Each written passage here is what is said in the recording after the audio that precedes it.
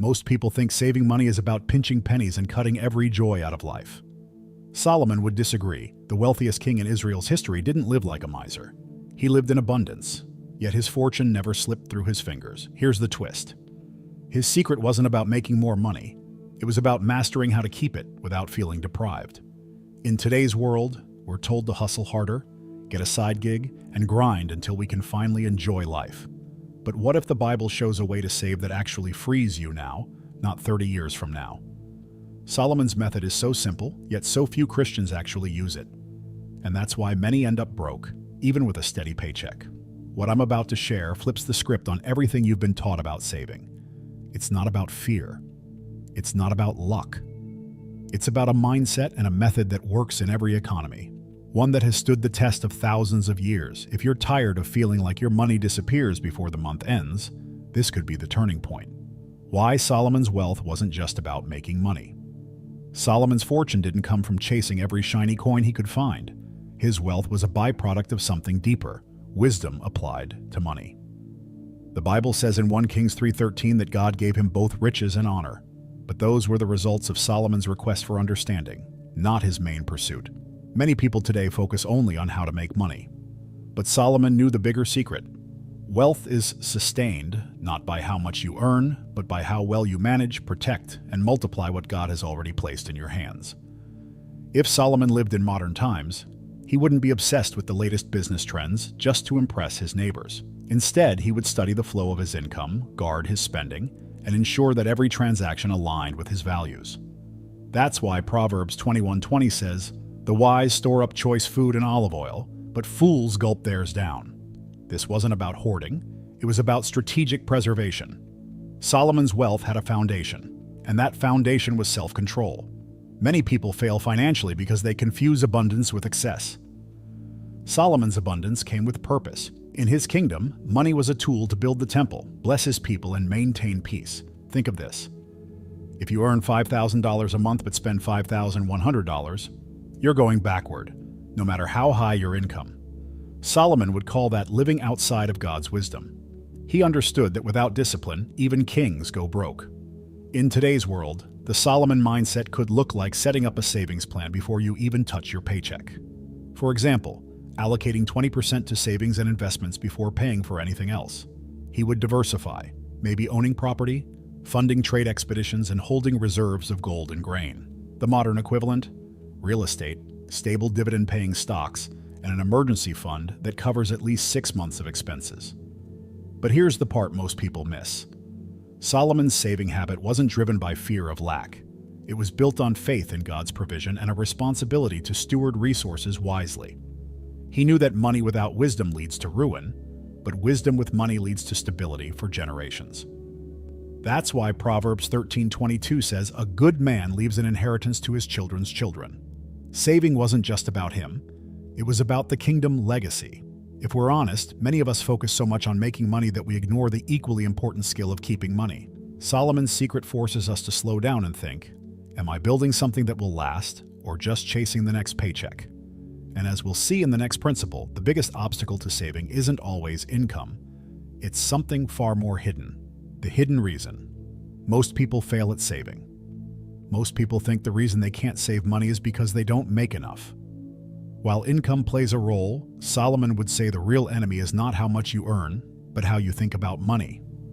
Proverbs 23:7 reminds us, "For as he thinks in his heart, so is he." If you believe money is meant to be spent the moment it arrives, you'll never keep it, even if you double your income. This mindset is why some people making 6 figures are still living paycheck to paycheck. The hidden reason most fail at saving is lifestyle inflation. As soon as people earn more, they spend more, often on things they never needed before. Solomon's wisdom cuts through this trap by teaching contentment. Better a little with the fear of the Lord than great wealth with turmoil. Proverbs 15:16. Without self-control, every raise becomes an invitation to upgrade your car, house, or wardrobe, and your bank account stays empty. Another subtle trap is emotional spending. In Solomon's time, wealth could be displayed with lavish feasts or ornate garments. Today, it's gadgets, luxury brands, and overpriced vacations. Many justify it as rewarding themselves for hard work. But as Solomon might remind us, real rewards come when your money starts working for you, not when it disappears the moment you get it. There's also the problem of undefined goals. People who don't set a clear target for their savings often end up saving what's left, which is usually nothing. Solomon's strategic mind would approach saving like building the temple, with a plan, a timeline, and dedicated resources. For someone today, that could mean deciding, I will save $10,000 in the next 12 months, then breaking it into monthly and weekly goals so progress is tangible. The Bible warns in Proverbs 6:6-8 to consider the ant, which stores its provisions in summer and gathers food at harvest. Ants don't wait to see what's left over, they save first. Most people reverse the order.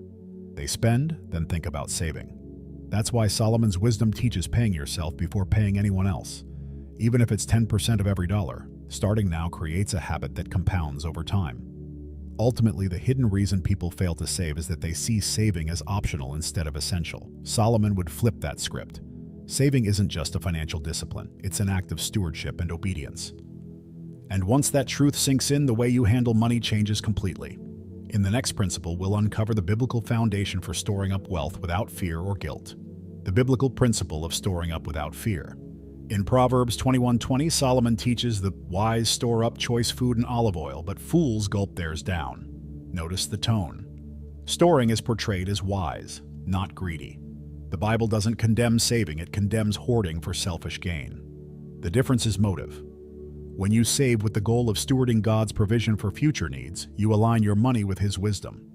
Fear-based saving clutches money as if God won't provide tomorrow, but faith-based saving plans wisely while trusting His supply. Many believers avoid saving because they've been told it shows a lack of faith. Solomon's life disproves that. His wealth was vast, yet he continually invested in the infrastructure of his kingdom.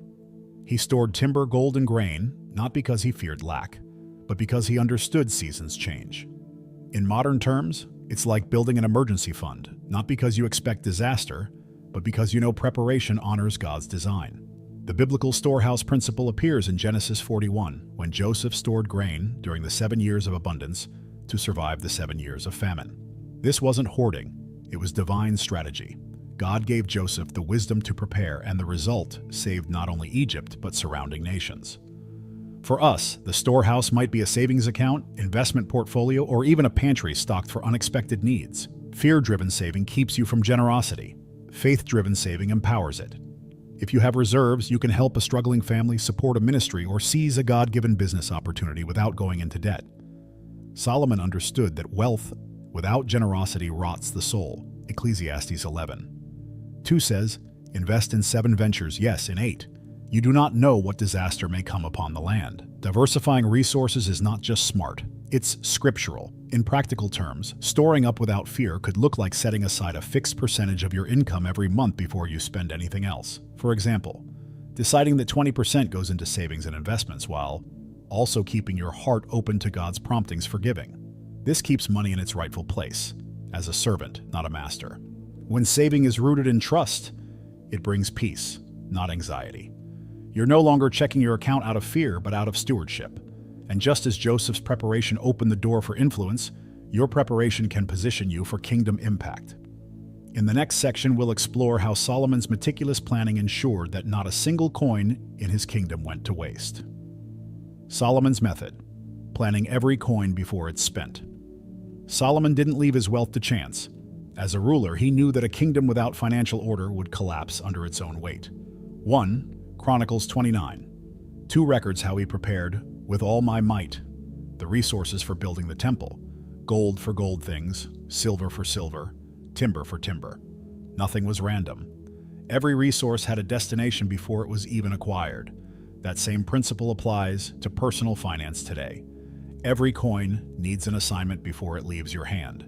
This mirrors the modern zero-based budgeting concept, where your income minus expenses equals zero, not because you spent it all, but because you've told every dollar where to go.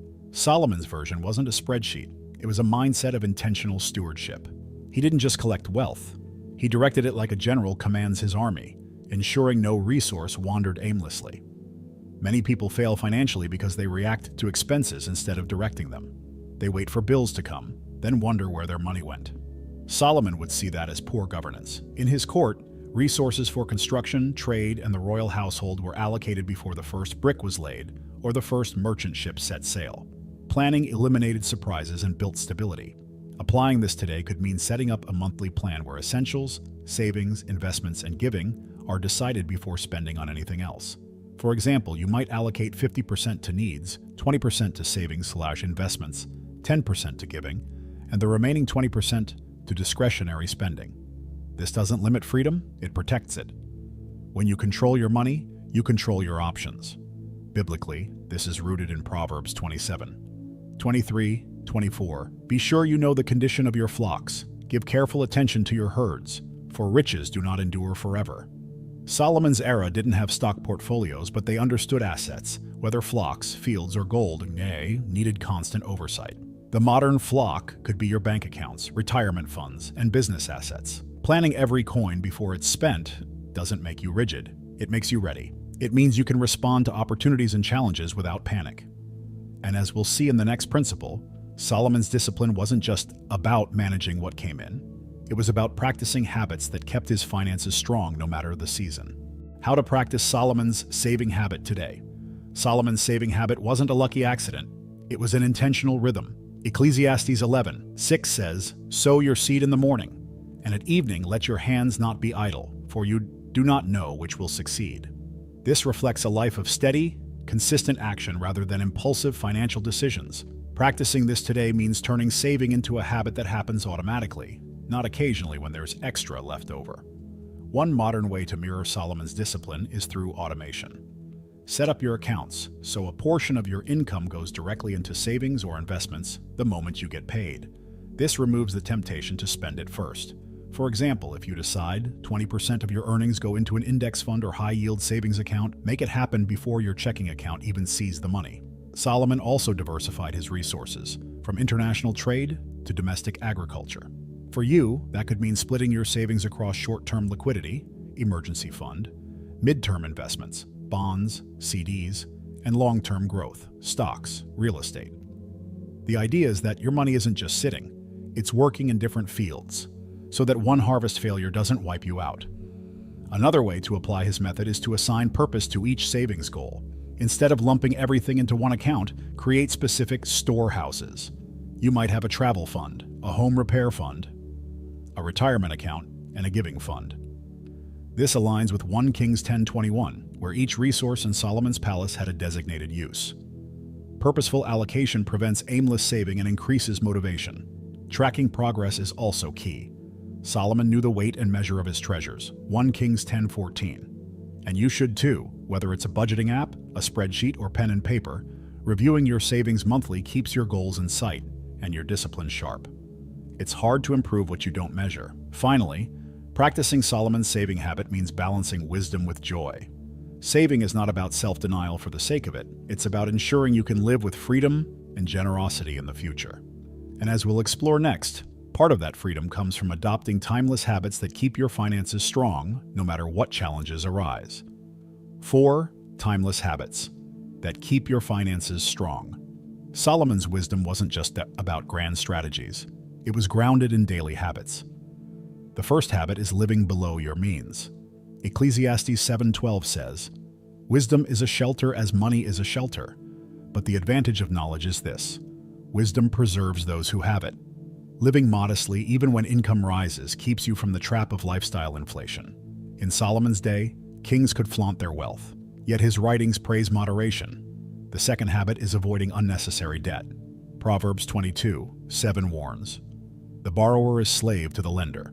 Solomon's approach was to build wealth before spending, using stored resources rather than borrowed ones. Today that means resisting high-interest debt, financing luxuries, or carrying balances on credit cards. Instead, fund purchases from savings, and when debt is unavoidable, have a clear repayment plan.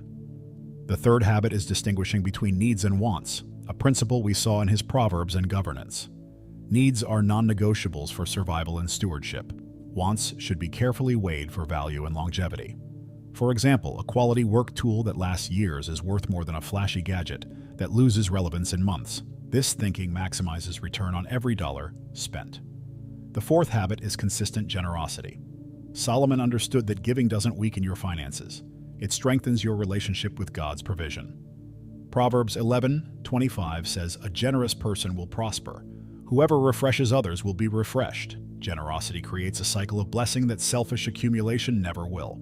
Practically, this could mean setting aside a fixed portion of your budget for giving, just as you do for saving. These 4 habits work together to create financial resilience. Living below your means frees up resources for saving. Avoiding debt protects what you've built. Prioritizing needs ensures efficiency, and generosity keeps your heart aligned with God's kingdom. Solomon's strength came from this balanced approach, where no single habit stood alone. When these habits become part of your lifestyle, your finances begin to feel less like a constant struggle and more like a stable, well-managed kingdom. And as we'll see in the final topic, the biggest transformation happens when your mindset shifts from scarcity to kingdom overflow. From scarcity to kingdom overflow, the mindset shift. Solomon's wealth wasn't sustained by fear of running out. It flowed from a mindset of abundance anchored in God's promises. Scarcity thinking says there's never enough. Abundance thinking says God provides more than enough for His purposes. Proverbs 10:22 declares, "The blessing of the Lord brings wealth, without painful toil for it." The shift starts when you stop treating money as your security and start treating it as a tool entrusted to you for kingdom work. A scarcity mindset often leads to hoarding or overspending, 2 sides of the same coin. Hoarding stems from fear, overspending comes from trying to fill a void. Solomon's mindset avoided both by focusing on stewardship. In modern practice, that means you save diligently, invest wisely, and give generously, knowing that your source is unlimited even if your salary is not. Kingdom overflow doesn't mean reckless spending or ignoring budgets. It means planning like Joseph did in Egypt, storing during abundance so you can meet needs during famine. This perspective frees you from panic when markets shift or unexpected bills arrive. Instead of reacting, you respond from a position of strength and preparedness. One way to embrace this shift is to set giving goals alongside saving goals. For example, aim to increase your giving percentage as your income grows, not just your lifestyle. Solomon's temple wasn't built because he hoarded wealth. It was built because resources were assigned to a divine mission. The same principle applies when you tie your finances to God's purposes today. This mindset also changes how you see opportunities. Scarcity thinking says, "I can't afford to risk it." Kingdom thinking says, "If God is leading, I can step out in faith with wisdom." That could be starting a business, investing in training, or supporting a cause. Decisions that may multiply impact far beyond your lifetime. Ultimately, moving from scarcity to overflow is about aligning your heart with God's economy. When you believe that resources are meant to flow through you, not just to you, saving becomes part of a larger, joyful mission. And now that we've uncovered Solomon's saving secret and the habits behind it, it's time to draw everything together and invite the listener to take action. If you take Solomon's wisdom seriously, your finances won't just survive. They'll thrive. The principles you've just learned are not theories. They are proven strategies from the wisest man who ever lived. The only question is, will you let them stay as interesting ideas, or will you actually put them into practice starting today? Your future self, and maybe your children's children, will thank you for the decision you make now. Don't wait for a financial crisis to wake you up. Start living below your means, set every coin on assignment, and store up with faith, not fear. Write in the comments, "I will save and prosper God's way." And watch how this powerful declaration begins to shift the course of your business and your finances from this day forward. If this message has stirred something in you, consider supporting our ministry through the link in the description. And make sure you subscribe to the channel and turn on notifications so you can keep learning how to handle your money God's way.